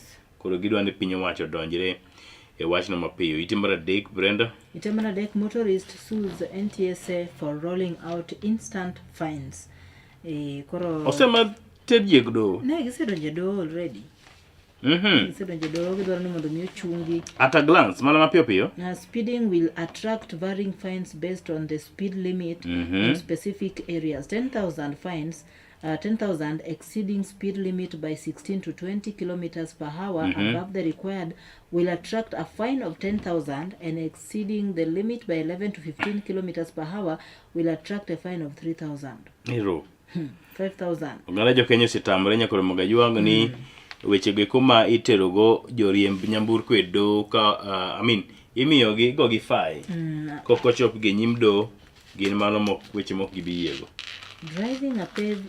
Driving on a pavement or a pedestrian walkway will attract a fine of 5,000, while causing obstruction will attract a fine of 10,000. That one I like. I like that too. Hey, sometimes these people, they just drive anywhere anyhow. And they park anyhow. Are they up and kata rep wanito kami okete gari is the right place? You have to be sure. Mono kiken French into ratich joma moko. 5,000 instantly. Kinde gogo bende Kenya Revenue Authority ochako kelo cameras moko ma imiyo apisas magi nyalo nono go teko kata ng'wenyo burko. Ito mano ite mar adek. Ite mar ang'wen wacho kanyo ni au Uganda Fox Ruto into sending control of Kenya pipeline. Weche ge kuma goala mag modhi e kind piny Kenya kod piny Uganda. Inyao ka thuno mari mondo mi som kiero weche ge kuma goala nyakor Magajwang. Showdown looms over minority leader position. Ite mar abich. Kinde goeko mane opodwa penjo ni Azimio kara pontiega. Exactly. Die tipo kanyo mar mane en jalop jatend piny owacho kinde machon. Migosi iluongo ni Man Stevo. Stephen Kalonzo Musyoka. And then Kisumu County Orlando kanyo ni His Excellency Professor Peter Anyang' Nyong'o and the entire county government of Kisumu is with great sorrow regret to announce the passing on of Honorable Salmon Okoth Orimba on 22nd February 2026 at Nairobi Hospital following a brief illness. Proceed. Honorable Orimba faithfully served the county government of Kisumu as a county executive committee member in various dockets since 2017. At the time of his demise, he was the county executive committee member in charge of public service, county administration and participatory development, office of the governor, where he played a pivotal role in strengthening public service delivery and advancing citizen engagement within the county. He was the beloved husband of Consolata Orimba and Olga Orimba, and loving father to Kevin, Dorcas, Mary, Mercy, Amina, Amanda, Mark, Valerie, and Amara. He was a father-in-law to Grace and who? Grace. A cherished grandfather. And a cherished grandfather to Joy, Janelle, and Imani. To give him a befitting send-off, colleagues, friends, and relatives are meeting daily at various locations within Nairobi and Kisumu. There will be special meeting on Tuesday, 10th March 2026 at the Public Service Club in Kisumu from 2 p.m. and on Wednesday, 11th March 2026 from 5 p.m. at Hot Dishes Restaurant, Nairobi. Any form of support in the spirit of oneness to the family can be made via M-Pesa, paybill number 3010-865, account name Salmon Orimba's Medical Fund, account number, your name. This great man will be interred on Saturday 14th March at his home in Kajulu, Kisumu County. Interred. Waka thuolo mondo masom lipodno nyakod Magajwang' kech wen wach momulo jowa machiegni kendo wakwayo oganda duto mantie kod nyalo ni ukichie tuchopi ukony familia mar migosi Salmon Orimba. Ite mar 6 kod ite mar 7 lendo mar kambi mar Stanbic odhi nyaka ite mar 10 Jabel. Odhi nyaka ite mar 8 Ite mar 8. Ite mar 9. 10-point agenda team failed to meet Raila's demand. 10-point agenda team failed to meet Raila's demand. Ni ngie lweto buru. Koti umo lweto buru. Nataka power. Italy do power too much. Weche koma 10-point agenda nyakol Mugajwang ka thuolo mari mondo misome ite mar 9. Kamano mar the standard nyakol Mugajwang wane oboke ni mar standard motiekego. And then piny kanyo former MP rejected coalition agreement attempts, says Osotsi. Former Prime Minister Raila Odinga reject former PM by the way. Yes. Mano sigana. Pani mandalo machon. Yes. Kulo mari mesoma report maket kon mano.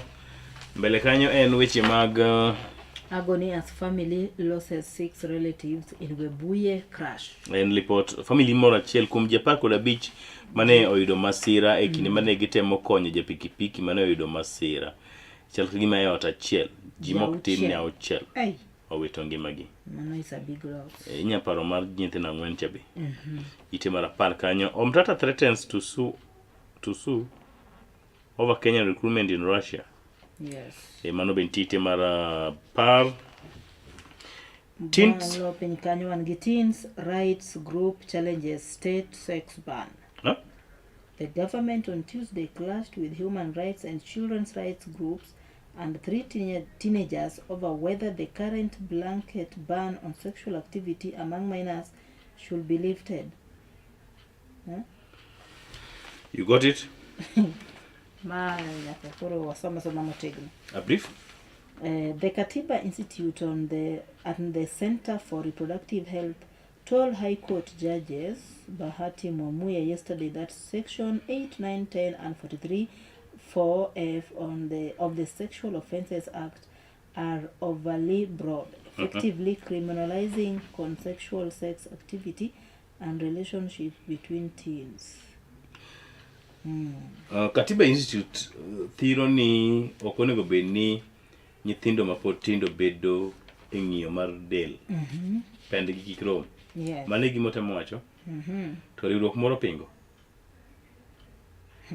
Kech nitie gwenyruok mar paro. Yes, gwenyruok mar paro nitiere between the government and the Katiba Institute and the Center for Reproductive Health. Actually it's not government. It's the do. The do. So do loko chik ni joma pod igi tindo. Pendgi nyanyalo rom. Wawere gi weche mag pend romo gonyo kod Mugajwang. Ite bara para kod achiel wan kanyo gi lendo. Ite bara para kod ariyo goro mar cartoon in memory of the flood victim. Flag mar Kenya get half mast. Get half mast kawuono. Kawuono cartoon en straightforward, eh? Yes. Question for the day? Question for the day we're talking, should water pipeline go through Karura Forest? Nairobi mungi. Nairobi unyalo duoko penjo no ero. Oboke mabalango dhi nyime ite ma mbele kanyo. Yes. Kod penjo mopogore nitiere kanyo lendo nitiere mara 19 oboke mabalango chakore kendo. Kendo gidhi nyime weche mangima weche mag somo. Eka thuolo mari mondo mi non kata winji lipode aina gieki. En kanyo nyaka iti mbele kanyo. Ise jotodi. Apagaboro. Hey, rekni manade. Union under fire as SHA medical scheme leaves teachers exposed. Teachers across the country have been dealt a major blow. Have dealt a major blow? Have dealt a major blow after details emerge that unions may have signed off on weaker benefits for their members. That's what I told you. Akelo misori giri chalne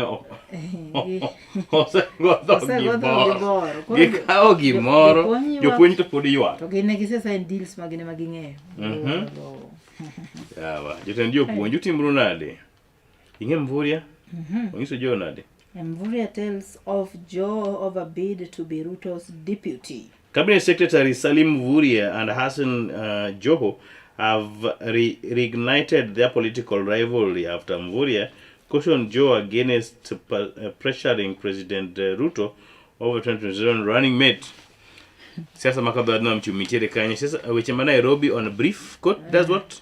Court throws out senior counsel case. The High Court in Nairobi has dismissed a case filed by former Law Society of Kenya President Allen Gichuhi challenging the conferment of 54 advocates as senior counsel. Nairobi, Nairobi, EADB gets nod to take Tuju properties. The court has cleared the way for East African Development Bank to transfer former Jubilee Party Secretary General Raphael Tuju's current property to a new owner to recover 1.9 billion. Hey. And in Embu? Embu petition addressed to justify irregularities. The petition challenging the Mbeere North parliamentary by-election continued at Embu High Court yesterday with tense exchanges as petitioner Newton Karuki, a musician turned politician, faced vigorous cross-examination. Mano bende gwenge kuma Nakuru report morobe wuok mawacho ni lobby warns of rising animal crimes. Animal rights groups have raised the alarm over illegal trade following the recent seized of over 2,000 kilograms of zebra meat in Gagumbura, Kiambu and Dagoretti market in Nairobi.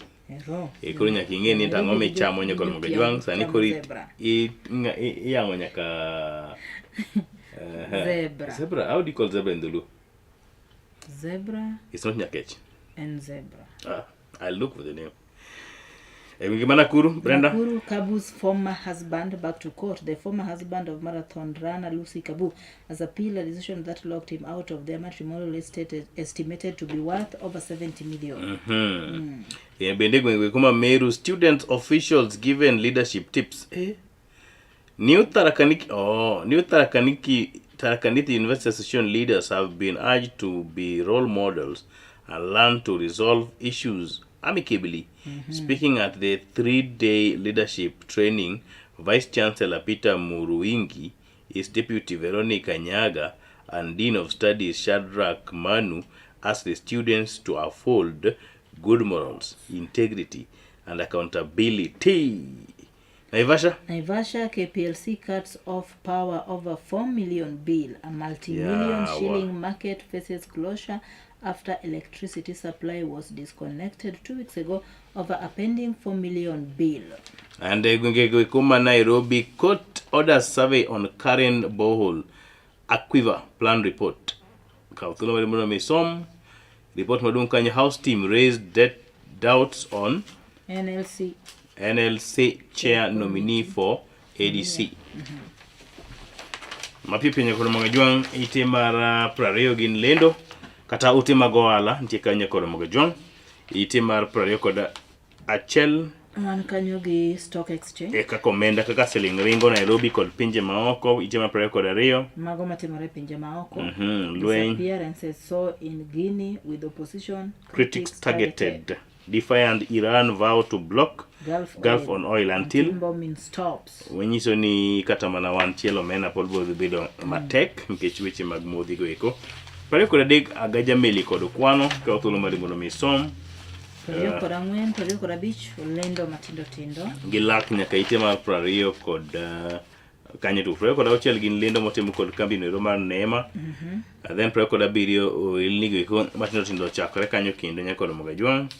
Gidhinya kite mar prario kod aboro. But ite mar prario kod ite mar prario kod aboro. Ite mar prario kod chiko. Weche giko mag tuke no ko kebeno loso tie nyamburko mare mar Safari Rally. Yes.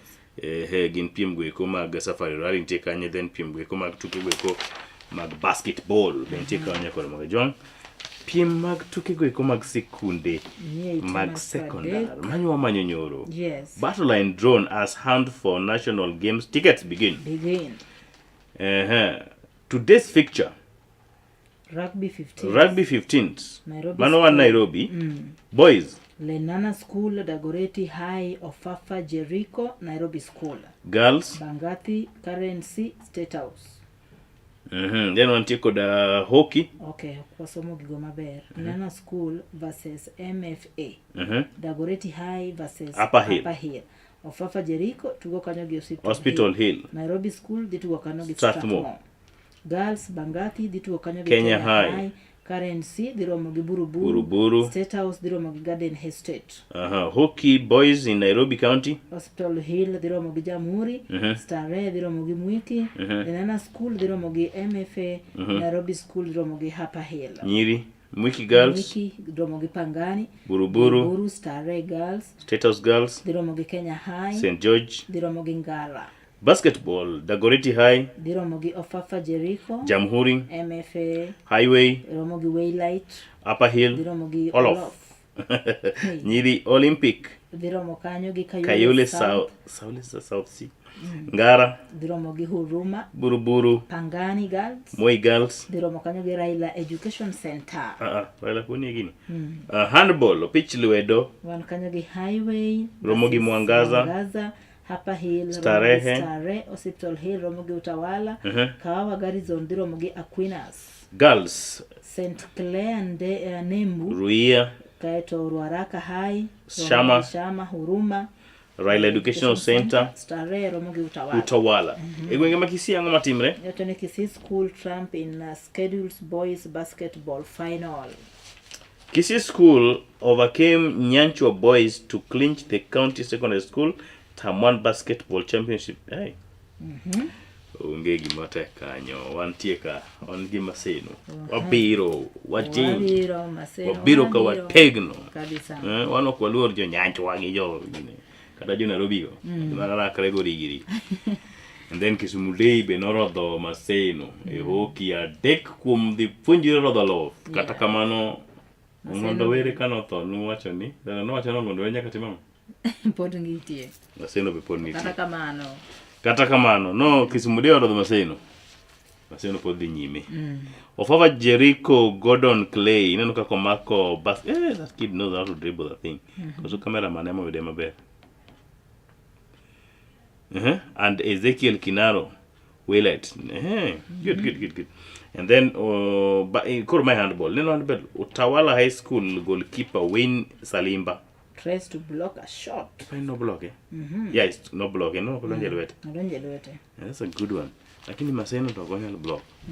And then mapiny piyo kanyo Kakamega and St. Peter's Mumias closed in Ontario. Yes.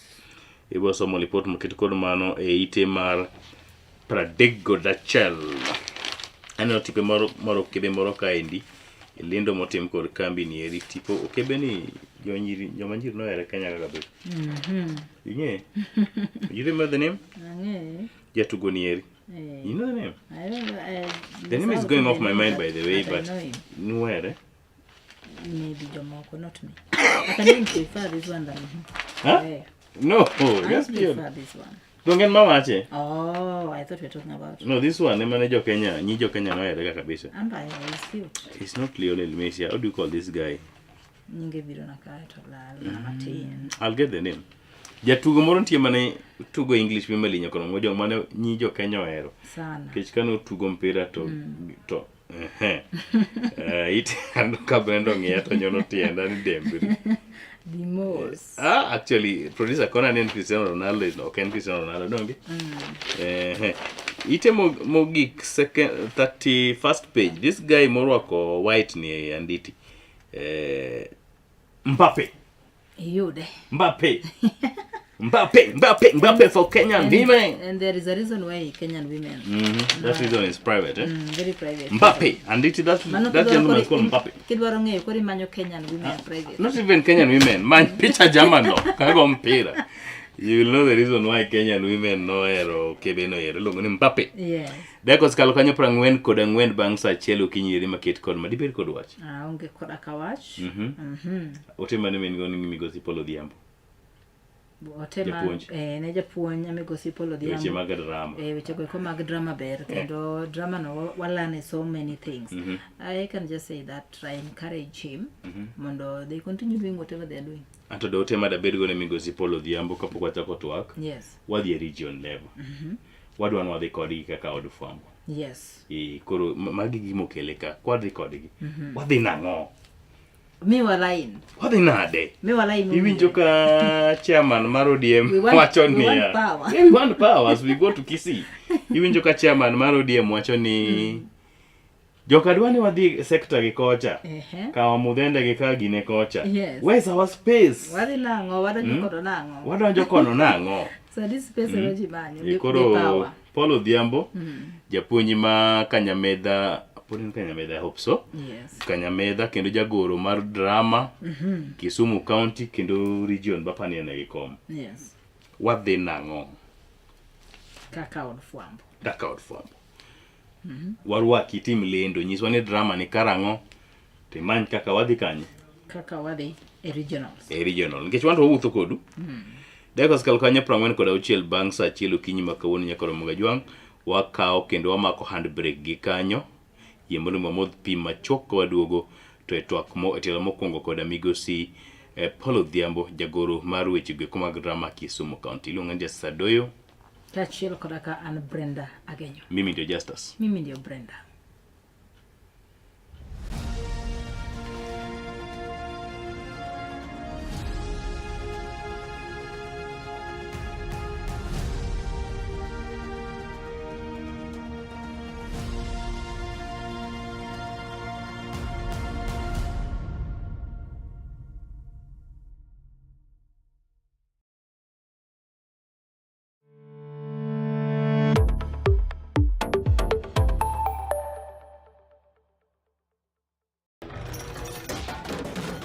Tok bedo kod odiochieng' marabora e sikunde ka iduogo pacho, yud thuolo mar kweyo pachi kendo bedo gi mor e chenro mar Bang School. Chenro mar Bang School chakore sa 10:30 mamidhiambo nyaka sa 11 mamidhiambo. Kama inene katun mamori, ipuonjori weche mathoth, ibedo kod mor gi nyiero motimo Cathedral. Kik bai, Bang School, chenro manigi mor lilo ne nyithindo duto. Kala TV, machiegni pacho ma e odwa.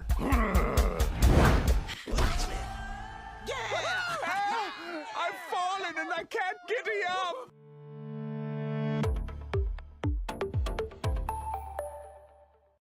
Get ready to elevate your business and any other commercials when you advertise with us. We are not just a channel. We are your gateway to the peak, for we give you the precision and desire to your commercials. Let us be your partner in success, broadcasting your message to thousands of our viewers. Contact Color TV today and let's make the magic together.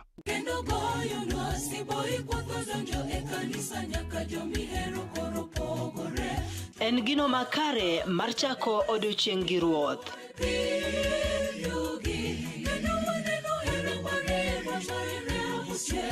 Ka igwedhori gi wendego mag pak masudi machiegni gi ruodhi.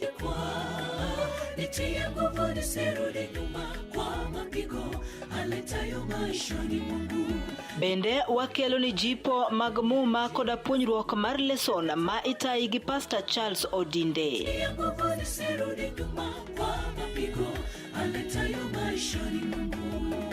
Riuri koda an Brenda Agenyo Nyasuba Nyanam e chenro mar Sabato maler ngeso ka ngeso chakre sa 12 mar okinyi nyaka sa 3 okinyi to mana e wang jowi mar Kala TV nikech ma e odwa.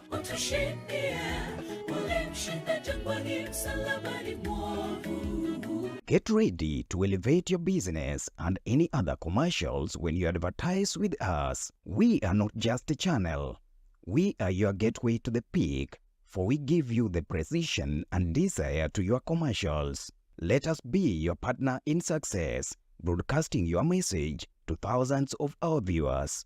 Contact Color TV today and let's make the magic together.